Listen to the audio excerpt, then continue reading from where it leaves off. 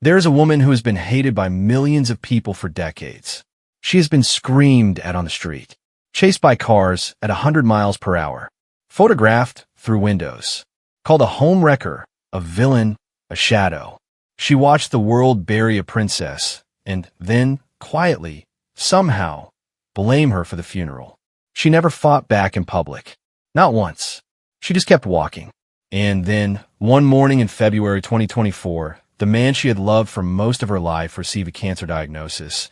And the woman who was once the most despised person in Britain became the one thing the British monarchy could not survive without. This is the story of how a royal family, weathered by scandal, grief, illness, and betrayal, found something resembling calm. Not because the storm stopped coming, but because one woman refused to be moved by them.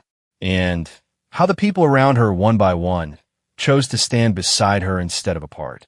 To understand what Camilla Parker Bowles became, you have to understand what she was first asked to survive. She was born Camilla Rosemary Shand in July 1947, raised in East Sussex and educated across England, Switzerland, and France. By all accounts, she was bright, social, fond of horses, and possessed of a dry wit that could disarm a room without trying. She met Charles when they were both young. She lost him to duty and distance, married someone else, had children, built a life. Then she found herself back in his orbit, and the orbit became a collision, and the collision became a scandal that would define her public identity for 30 years. The details of that scandal have been told so many times that they have hardened into myth. Charles and Diana, the fairy tale wedding, the empire of cameras and crowds and royal pageantry. And behind it, this other woman, quiet and ordinary looking in all the ways Diana was luminous and extraordinary. When the marriage cracked and the truth leaked out through taped phone calls and tell-all books and Diana's own devastating interviews, the public needed somewhere to put their fury. Camilla was the obvious choice. She was the one who existed outside the story people have been sold. She was the reason the fairy tale was a lie. So they hated her for it. They hated her loudly and for a very long time. Her son Tom Parker Bowles would later describe what those years actually looked like from the inside. Being chased at 100 miles per hour by photographers just trying to get a shot of his mother. Watching her be screamed at to provoke a reaction. People pushing and jostling and counting the paparazzi at the gates like it was a morning ritual. He called it barbaric. He said it became as normal as bacon and eggs. That sentence tells you everything about how a family learns to absorb siege and keep standing. Camilla absorbed it by going quiet. Not cold, not broken, just quiet. She never gave interviews designed to win sympathy. She never appeared on television to tell her side of the story. She did not perform her suffering. She kept a private life that was genuinely private. And when she emerged publicly, it was slowly, cautiously on her own terms. A birthday party in 1999, her first official joint appearance with Charles. Then, more public events, carefully chosen. The engagement announcement in February 2005. The wedding that April, modest and civil, in Windsor Guildhall, nothing like the spectacle of his first. And then the long, patient work of becoming someone the British public could tolerate, and then accept, and then quietly respect. That work took 20 years. It was done not through grand gestures, but through the accumulation of small, steady ones. She became president of the Royal Osteoporosis Society in 2001. She threw herself into causes around domestic violence and sexual abuse, areas that palace advisors might have considered delicate given her public image, but which she approached with a conviction that was clearly personal and not performed. She founded the Queen's Reading Room to get children reading. She visited literacy trusts in deprived areas. She got her hands in the work and stayed there. Slowly, even some of Diana's most devoted admirers began to revise their opinions. Not all of them, never all of them, but enough that by 2023, The Independent had named her the most influential woman of the year in Britain. None of that prepared anyone for what 2024 was going to demand of her. King Charles had gone into hospital in January 2024 for treatment related to benign prostate enlargement. It was supposed to be routine. What came out of it was anything but. Buckingham Palace announced on February 5th that during the procedure, a separate issue had been identified, a form of cancer. The kind of language royal announcements use when they're trying to be honest without being alarming. But the word was out. Cancer. The king had cancer. And the question that the entire machinery of the British monarchy had to answer very quickly and very quietly was who was going to hold things together. The answer turned out to be Camilla. Prince William had stepped back from public duties at the time to be with Princess Kate, who was herself recovering from abdominal surgery and would go on, in March, to announce her own cancer diagnosis. The timing of it was almost incomprehensible. Two of the most visible and active members of the royal family, both fighting illness at the same time, both pulling back from public life at the same moment. The calendar of royal engagements, which had been built around multiple people doing multiple things, suddenly had enormous gaps. The institution that depends on visibility, on showing up, on being seen and present and functioning found itself thin. Camilla showed up. One palace aide described what that period looked like from the inside. The word they used was exhausting. They said it would have been draining for a woman half her age. But there was no self-pity from Camilla and no hesitation. She deputized for Charles at the Commonwealth Day service at Westminster Abbey. She attended the Royal Maundy at Worcester Cathedral, making her the first queen consort to distribute the ceremonial coins at that particular event. She stood in at state occasions. She kept engagements. She gave speeches. She visited the National Literacy Trust in Middlesbrough in February, sitting with children in one of the country's most deprived areas, talking about books. She was at the Frank Trust in January 2025, speaking about anti-Semitism and prejudice at the London Hilton, surrounded by journalists and school children and dignitaries, and she stood there with a steadiness that people noticed. Rob Rinder, a lawyer and television presenter who was at that event, said afterward that having Camilla there had genuine power. That in a moment when anti-Semitism was at a historic high, the presence of the Queen carried a weight that went beyond ceremony. And through all of it, she never made it about herself. That is the detail that matters most, because it is the one most people least expected.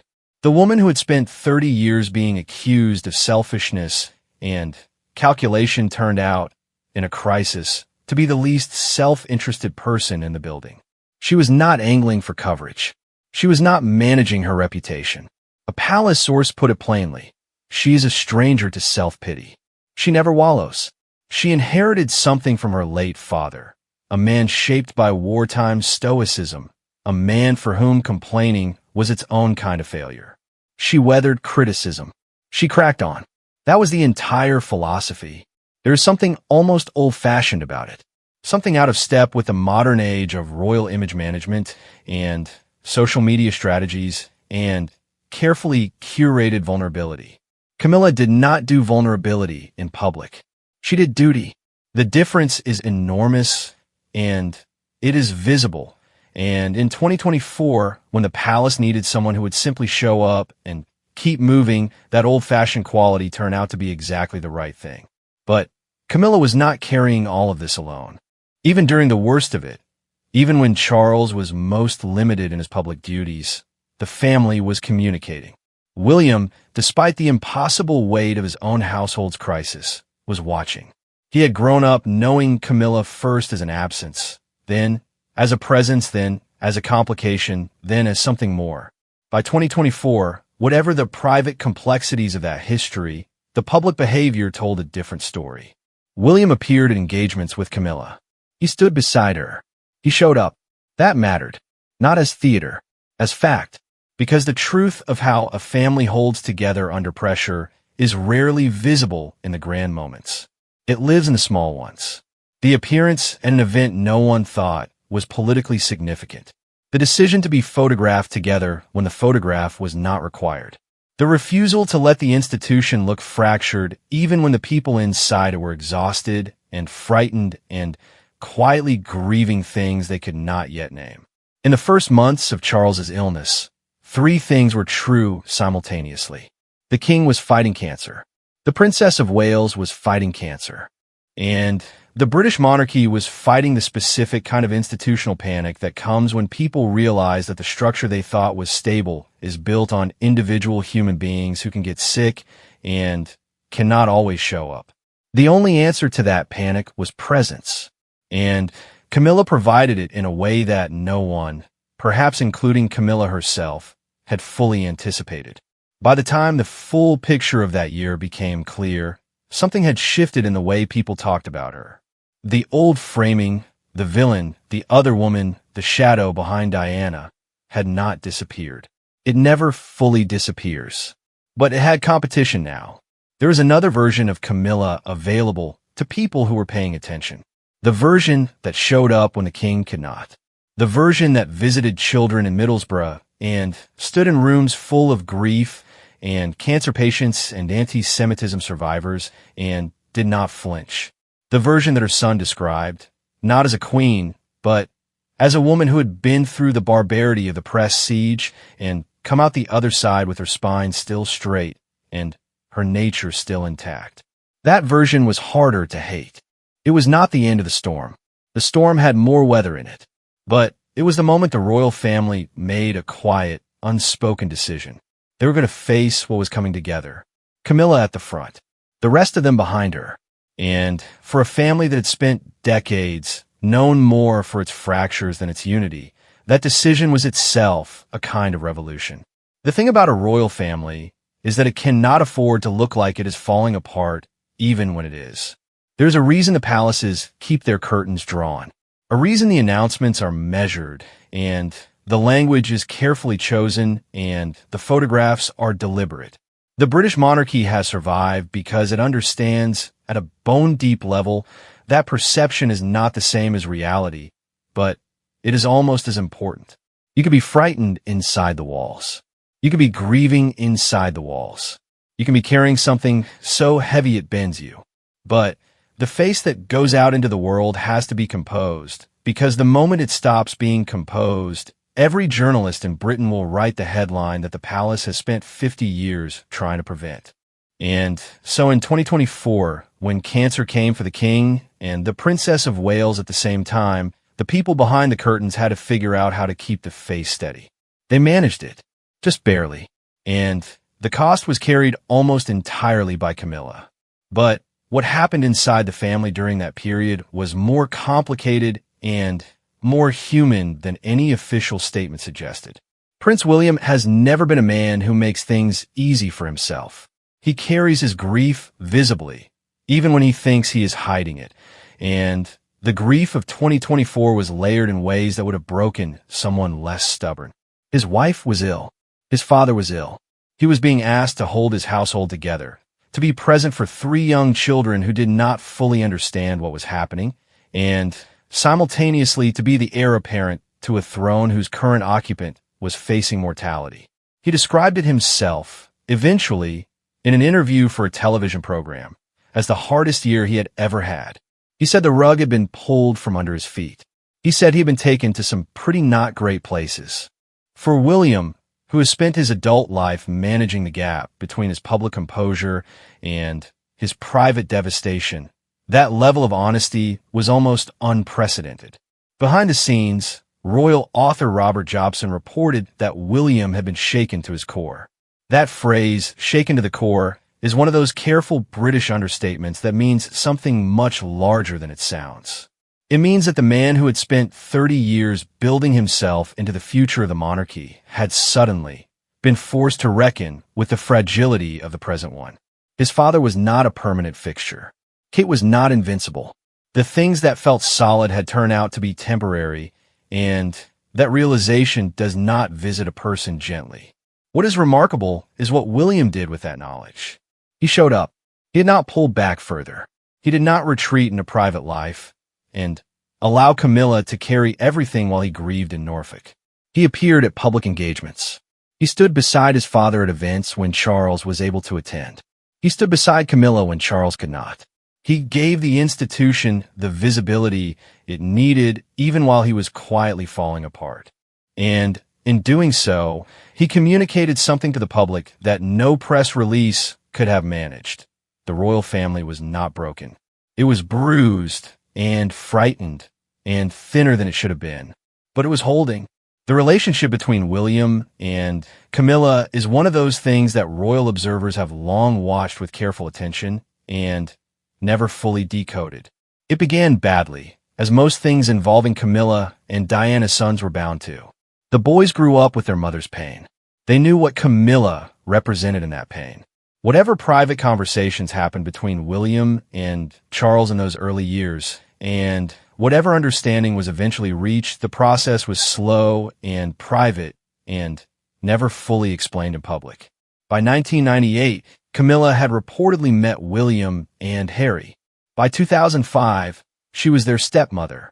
But stepmother is a legal category, not an emotional one, and the emotional truth of that relationship has always been harder to read. By 2024, the public truth was clear enough. William appeared with Camilla. He supported her. He did not perform warmth that was not there, because William is bad at performing things, which is both his greatest liability and his most endearing quality. But what he showed was something more valuable than warmth. He showed solidarity. He showed up in the places where the institution needed a face and let be his face, even when Camilla was already there. He did not compete with her visibility. He added to it. This was not accidental.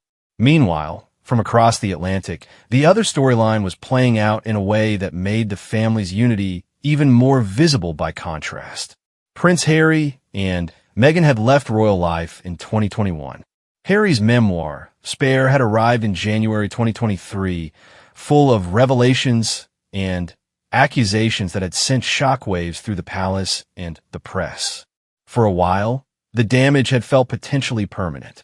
The book described incidents and conversations and feelings that the palace had never publicly addressed, and the silence of the institution in response was itself a kind of statement.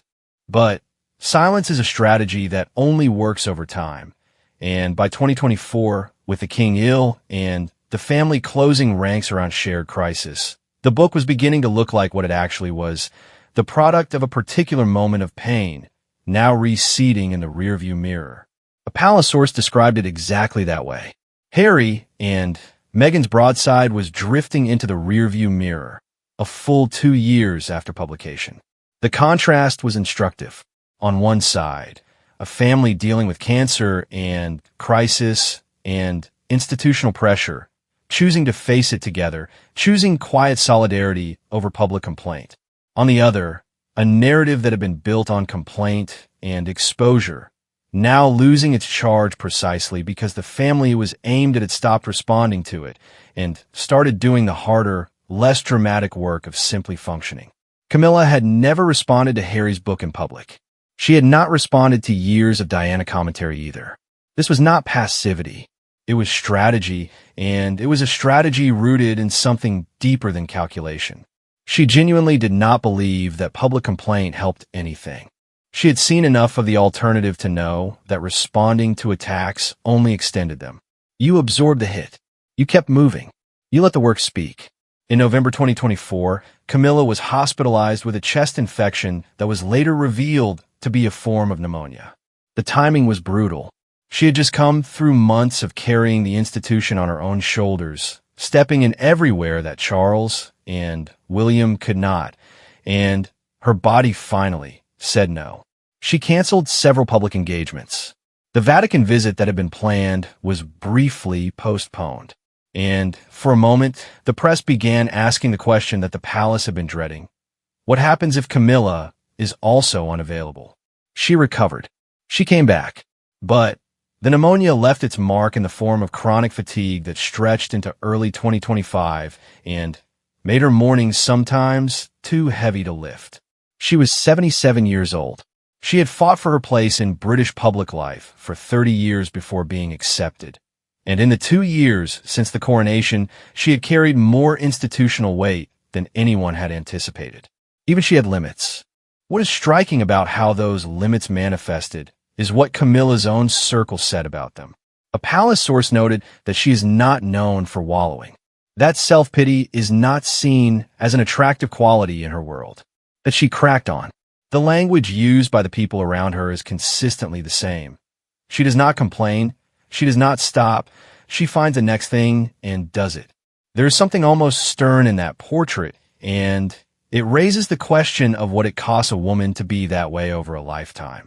But what it produced in the specific crisis of 2024 and 2025 was an institution that held when it might otherwise have buckled. The king's cancer treatment continued. By December 2025, he shared the news that treatments would be reduced in the new year, a careful form of optimism that suggested the worst had stabilized, if not fully passed. He stood at public engagements that autumn looking thinner than before, walking more carefully, but present. His Christmas message in 2024 had broken with royal tradition to address the health challenges directly, naming both his own illness and Kate's. That kind of transparency was unusual. It was also, in its way, Camilla's influence. She had never been interested in maintaining a fiction of invulnerability. She had survived too much to believe in fictions. Kate's arc in 2024 and 2025 was its own complicated story, running parallel to the family's main narrative but always connected to it. She had been absent from public life for months before her cancer announcement in March 2024, and in that absence, the internet had turned savage. Conspiracy theories. Speculation. Doctored photographs. A Mother's Day image released by Kensington Palace that was so obviously retouched that it made things worse instead of better. The press and public had spent months demanding to know where Kate was, inventing increasingly dark answers when none were given. And then, when the truth arrived, it was simultaneously devastating and clarifying. She had cancer. She had been having treatment. The silence had been her right, not a cover-up. She completed preventative chemotherapy by September 2024. In January 2025, she announced she was in remission. In her statement, she thanked those who had quietly walked alongside her and William through everything, and that phrase, quietly walked alongside, is perhaps the truest description of what the royal family had managed to do for each other during the worst of it. Not loudly, not performatively, quietly, side by side. Camilla understood that. She had been doing exactly that in the background and sometimes in the foreground for years. She had been walking alongside Charles through illness and criticism and the grinding daily work of a monarchy that nobody outside the institution fully understands. She had been doing it without complaint and without the expectation of public credit. And when the crisis came, the family that she had slowly, carefully become part of had turned toward her rather than away. That turning, it was the story. Not the illness, not the scandal, not the political drama of Andrew being stripped of his titles, not Harry's book, not the conspiracy theories about Kate. Those were the weather. The story was what the family did in the weather. The story was that they moved toward each other instead of apart, and that the woman who had once been the most hated person in Britain was standing at the center of that movement, steady and unremarkable and entirely necessary. The storm was not over. It had more to say, but by the middle of 2025, something in the air had changed. The king was still fighting, but he was fighting. Kate was in remission. William was exhausted, but present. Camilla had come through the pneumonia and the fatigue and the weight of a year that should have broken someone and had not. And from the outside, watching carefully, you could see the shape of what they had built together. Not a perfect family, not even a particularly warm one by ordinary standards, but a unified one, a family that had looked at chaos and chosen collectively to stand still. That kind of choice doesn't make the headlines. It doesn't trend on social media.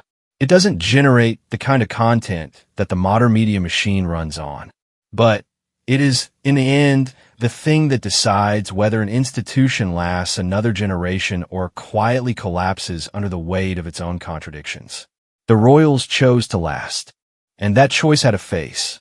It was not Charles's face, not William's, not Kate's. It was Camilla's, the woman nobody asked for, who had become the woman nobody could do without. By 2025, The British monarchy was in a strange kind of peace. Not the peace of things being easy, the peace of things having been survived. There is a difference, and it is measurable in the way people hold themselves at public events, in the particular steadiness that comes from knowing you have already been through the worst and are still standing. Charles was still undergoing treatment, but the treatment was being reduced. Kate was in remission and returning slowly, carefully, to public life.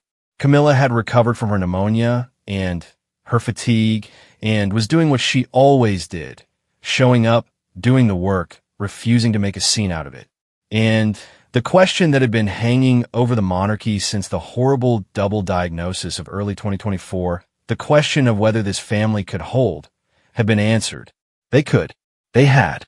Now came the stranger, quieter challenge of figuring out what they were going to be on the other side of it. Because coming through a crisis does not automatically return things to what they were before. It changes them.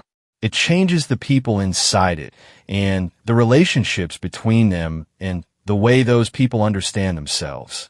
The royal family that emerged from 2024 and into 2025 was recognizably the same institution. The ceremonies continued. The events were attended. The photographs were taken. But underneath the familiar surface, something had been rearranged, and the rearrangement was visible if you knew where to look. Camilla's position was different, not in title or protocol. Those things had been settled at the coronation in May 2023, but in weight, in the particular kind of authority that only comes from having carried something heavy when no one else could, and having carried it without breaking. A palace insider described her as someone who had proven, in the worst possible circumstances, that she was exactly who the institution needed her to be. That is a specific kind of proof. It cannot be manufactured. It can only be earned in real time, under real pressure, with no safety net. The British public's relationship with her was still complicated. Polling in 2024 and into 2025 showed that a significant portion of younger Britons remained ambivalent. Among 18 to 24-year-olds, disapproval rates sat around 43 to 47%. Scotland remained a region with particular resistance. The ghost of Diana was not going anywhere, and there is something about grief, especially grief for a person as beloved as Diana was, that resists revision.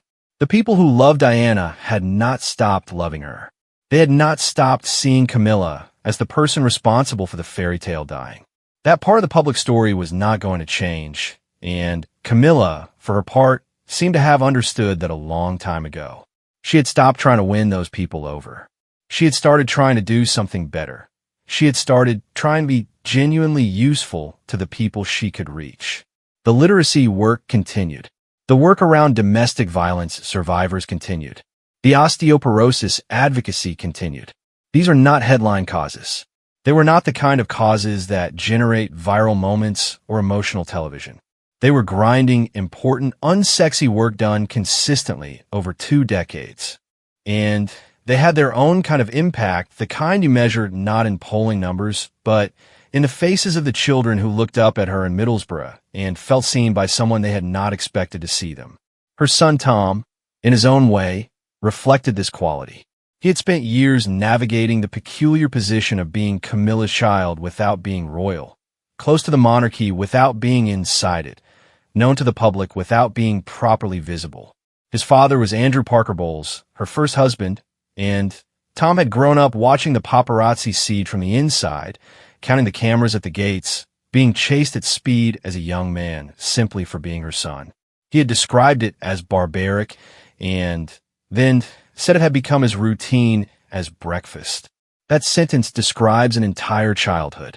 In 2025, Tom was a food writer and critic, comfortable and settled, carrying none of the performance that many royal-adjacent figures adopt. When asked about becoming a prince, he said, with a humor that was clearly inherited, that if he suddenly became a prince, the palace gates would be stormed. The public would revolt. It would be appalling. The honesty of it, the self-deprecating clarity, was recognizably the same quality that his mother had always had. The family resemblance was not in the face. It was in the refusal to take themselves more seriously than was warranted. But 2025 did not allow the monarchy to rest for long. Another storm came from a direction that had always threatened to become catastrophic. Prince Andrew had been a problem for years. His connection to Jeffrey Epstein had never been fully resolved in the public mind, and the drip of new revelations and legal developments had kept the story alive long after the palace had hoped it would die. In October 2025, Andrew himself confirmed that he would no longer use the Duke of York title, describing the continued controversy as a distraction from the work of the king and the royal family. The language in his statement was careful and slightly sad, the language of a man who has been told clearly and finally that the situation is no longer manageable.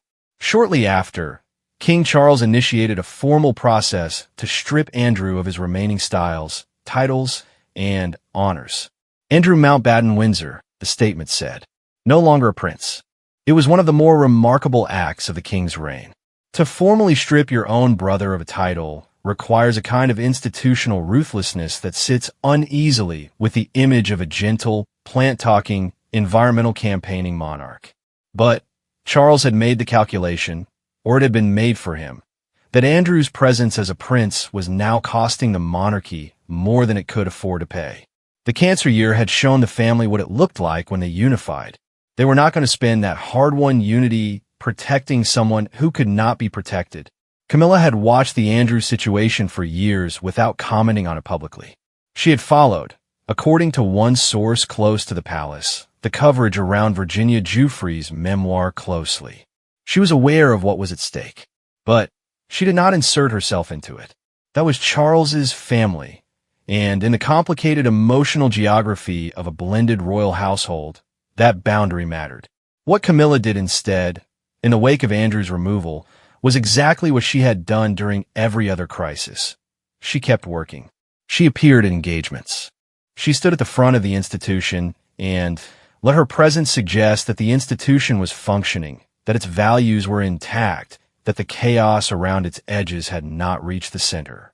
This is the specific skill that Camilla had developed over 30 years of being attached to a family that was frequently in crisis. The skill was not crisis management in the modern communication sense, not messaging or narrative control or media strategy. The skill was something older and simpler. It was the ability to embody steadiness in a way that made steadiness contagious. When the person at the center of a room is not panicking, the room does not panic. When the face at the front of an institution looks composed, the institution looks composed.